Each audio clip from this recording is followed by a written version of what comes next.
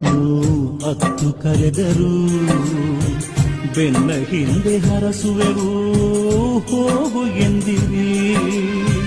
ದಯೆ ಕರುಣೆ ಒಂದು ಅರಿಯದ ಪಾಳೆಗಾರರು ಕುಡಿಯುವ ಎಣ್ಣೆಗೆ ನನ್ನ ಕೂಡುತ್ತಿರುವರು.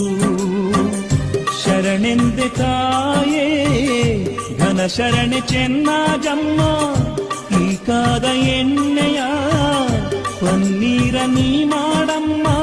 ತಂದೆ ತಾಯಿ ಇಲ್ಲದ ತಬ್ಬಲಿಯು ನಾನು, ಕೈ ಹಿಡಿದು ಕಾಪಾಡಮ್ಮ ಬೇಡುವೆ ನಿನ್ನ.